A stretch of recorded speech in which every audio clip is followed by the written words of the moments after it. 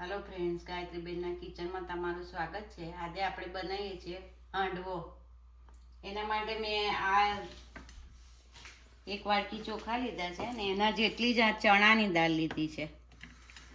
પછી આ લસણ ને મરચાંનું એ પેસ્ટ કરીને મેં નાખવાની, આ દહીં નાખવાનું અને આ સ્વાદ પ્રમાણે મીઠું અને અજમો આવશે અને હળદર આવશે અને આ ઉપર ભભરાવા તલ લીધા છે।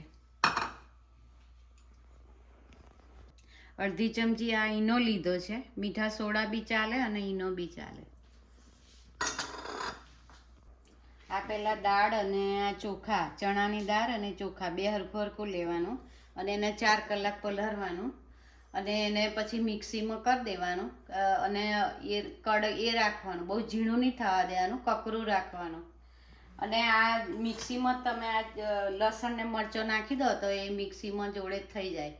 આ જ્યારે દાળ ને ચોખા આપણે મિક્સરમાં કરીએ ત્યારે પછી એ મિક્સ કાઢી અને એની મેં દહીં નાખવાનું, સ્વાદ પ્રમાણે મીઠું નાખવાનું અને આ જે આપણે ઈનો લીધો છે અડધી ચમચી એ નાખવાનું અને હળદર નાખવાની અને અજમો નાખવાનો, એટલે આપણું એ મિક્સ આપણું રેડી થઈ જાય। મેં એવી રીતે મારું મિક્સ રેડી કરી દીધું છે।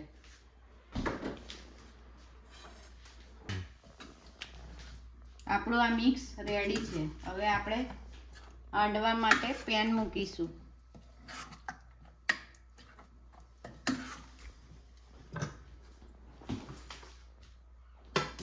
હાંડવા માટે મેં પેન મૂકી દીધી છે।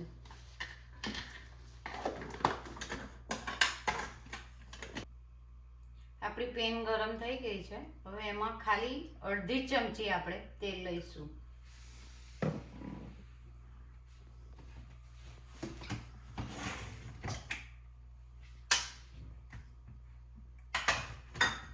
આપણે પા ભાગની જ ખાલી રાઈ નાખીશું, બહુ ઓછી રાઈ નાખવાની।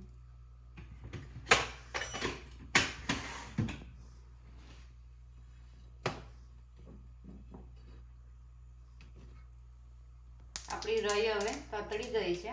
હવે આપણે આ જે મિક્સ બનાવ્યું છે ખીરું એ મૂકીશું।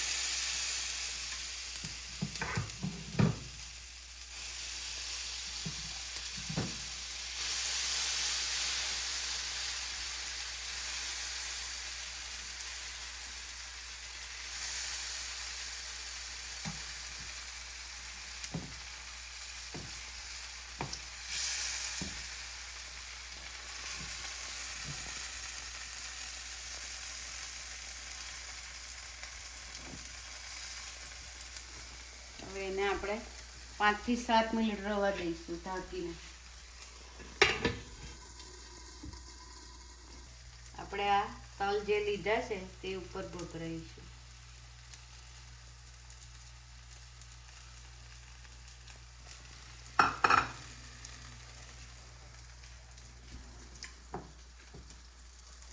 હવે આપણે 5 મિનિટ ઢાંકી દઈશું એને।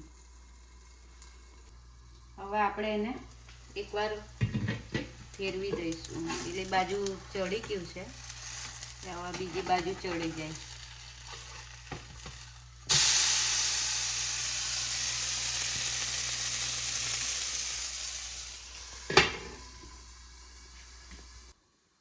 હવે આપણી 6 થી 7 મિનિટ થઈ ગઈ છે। આપણો હાંડવો રેડી થઈ ગયો છે। હવે આપણે એને ડીશમાં કાઢીશું।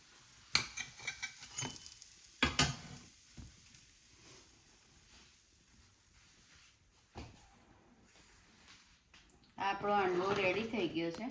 આપણો આ હાંડવો રેડી થઈ ગયો છે। જો તમને મારી રેસીપી પસંદ આવી હોય તો મને લાઈક કરો, શેર કરો અને સબસ્ક્રાઈબર કરો અને બેલ આઇકન દબાવવાનું ભૂલતા નહીં। જય શ્રી કૃષ્ણ, જય માતાજી, થેન્ક યુ।